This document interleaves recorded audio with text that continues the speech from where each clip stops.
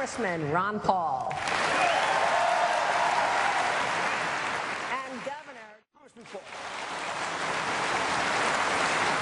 I've heard what detail I'm going to have to say, and I really get that, but I'm on the front lines of the stock market. We were down 400 points today. We're not going to be done going down if this keeps going up. If Italy keeps, the rates keep going up. Surely, you must recognize that this is a moment-to-moment situation for people who have 401ks and IRAs on the line, and you wouldn't just let it fail. Just go away and take our banking system with it. No, you have to let it liquidate. We took 40 years to build up this worldwide debt. We're in a debt crisis never seen before in our history. The sovereign debt of this world is equal to the GDP as ours is in this country. If you prop it up, you'll do exactly what we did in the Depression, prolong the agony. If you prop it up, you do what Japan has done for 20 years. So yes, you want to liquidate the debt. The debt is unsustainable. And this bubble was predictable because 40 years ago we had no restraints whatsoever on the monetary authorities, and we piled debt on debt, we pyramided debt, we had no restraints on the spending, and if you keep bailing people out and prop it up, you just prolong the agony as we're doing in the housing bubble. Right now, Fannie Mae and Freddie Mac are demanding more money because we don't allow the market to determine what these mortgages are worth. If you don't liquidate this and clear the market, believe me, you're going to perpetuate this for a decade or two more, and that is very, very dangerous. Ron Paul,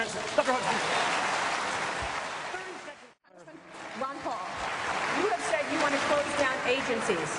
Tell us about your tax plan as well as closing agencies, federal agencies. Where do those jobs go?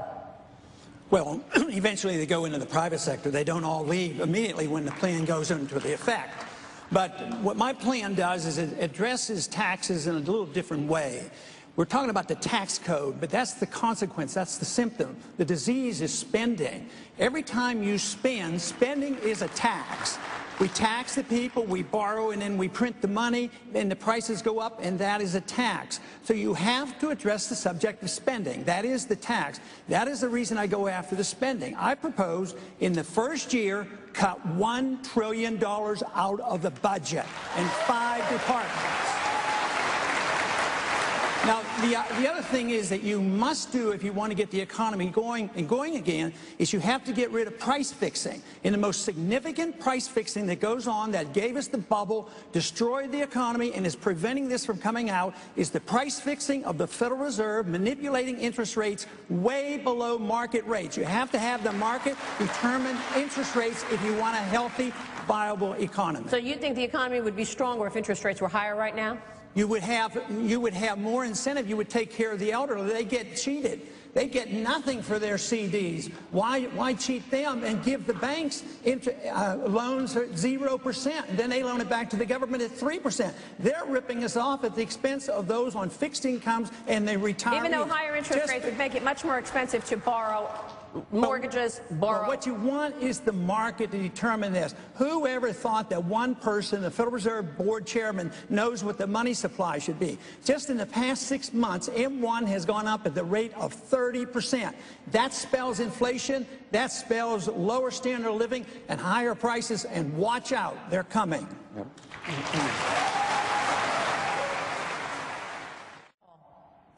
We need to get the government out of the business, and we do need to have the right to opt out of Obamacare, but we ought to have the right to opt out of everything, and the answer to it is turn it back over to the patient and the doctor relationship with medical savings accounts.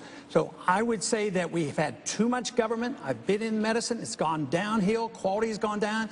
Prices have skyrocketed because of the inflation, so you need to get a market force in there, but medical savings account. But this mess has been created, it's a bipartisan mess, so it's been there for a while. So what we need is the doctor-patient relationship and medical savings account where you can deduct it from your taxes and get a major medical policy. Prices then would come down. 30 seconds.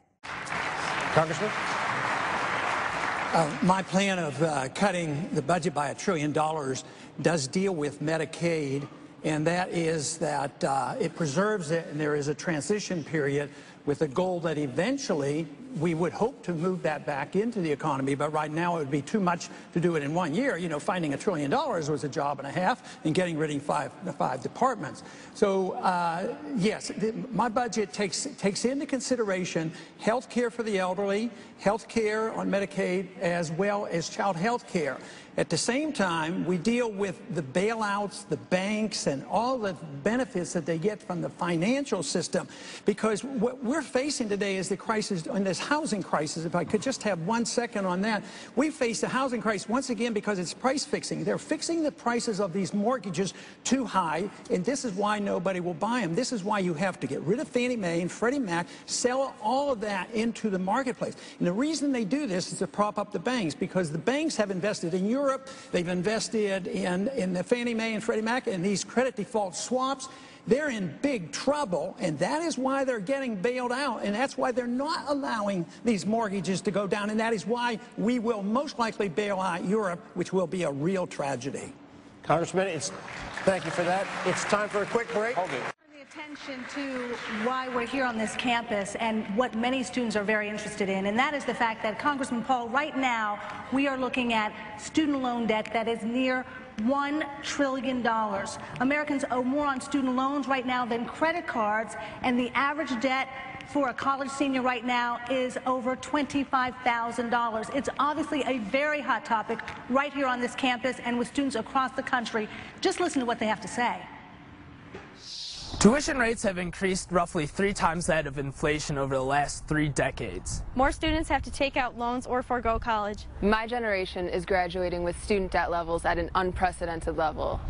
So, Congressman Paul, you've already talked about the fact that you want to get rid of the Department of Education. You've said that you want to get rid of federal student loans. So how would you make college more accessible, more affordable for these students and students around the country?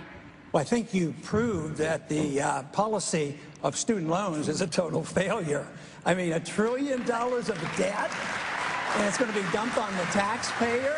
And what have they gotten? A poorer education, and costs that have skyrocketed because of inflation, and they don't have jobs. There's nothing more dramatically failing than that program. So, no, there is no authority in the Constitution for the federal government to be dealing with education. We should get rid of the loan programs. We should get rid of the Department of Education and give tax credits if you have to help people.